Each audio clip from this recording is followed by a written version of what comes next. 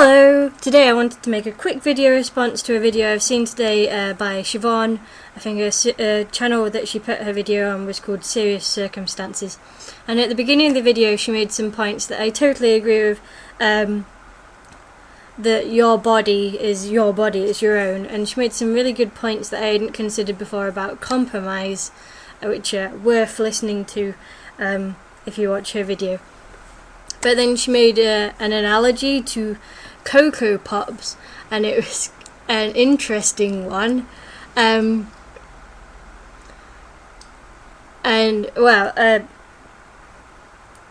Basically she said that if someone offers you some Cocoa Pops and you say no, you don't have to explain why you didn't want the Cocoa Pops. So you shouldn't have to make up all sorts of excuses and reasons why you don't want sex. If someone says, do you want sex, and you say no, you can just say no. You don't have to have a whole load of reasons and stuff. You can just say, no thanks, it's fine.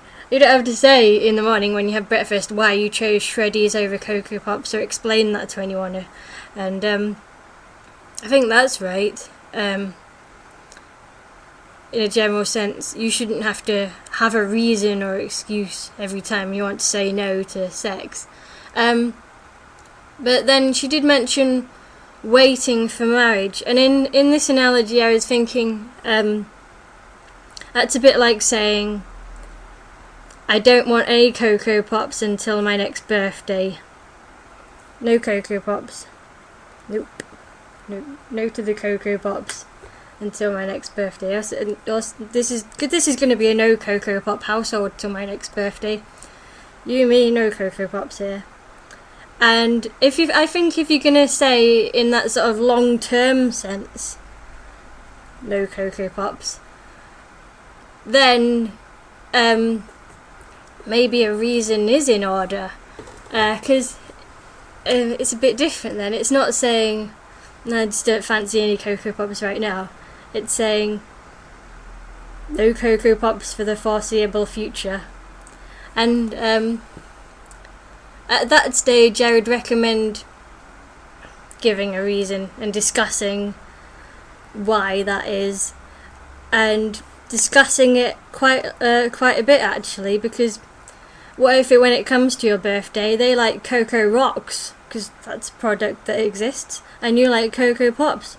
How are you going to decide whether on that day you have Cocoa Pops or Cocoa Rocks if you've never discussed it before? What if they come home from the supermarket with a box of Cocoa Rocks and you're like, what is this Cocoa Rocks thing that you're bringing in the household? I thought it was Cocoa Pops Day. So I mean, I would support your decision to wait for the Cocoa Pops, but I would recommend talking to your partner, if you had one, about the Cocoa Pops in advance of the Cocoa Pops. I would just recommend just talking about reasoning, what you think about it, what size of bowl you like. I don't know, just talking about it. I would just recommend a lot of talking about it. I mean, I'm not saying that you have to have a set reason or anything. I would just recommend, in general, just talking about the Cocoa Pops. In fact, everyone, regardless of whether you're waiting for the Cocoa Pops, I just recommend in general talking about the Cocoa Pops, okay?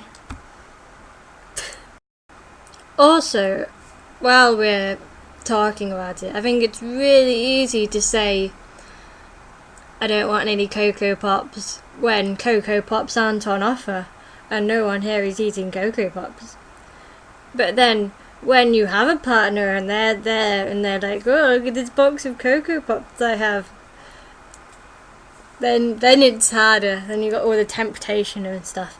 So I don't know, maybe it's I don't know. I guess in general my opinion has been that it's kind of hard to make that decision in advance of knowing what that temptation is like. But then that's just me personally, because I've never had someone standing there with a box of Cocoa Pops. Maybe you have been in that position where someone's been standing there holding a box of Cocoa Pops and you've been able to say no to the Cocoa Pops. But I personally have not.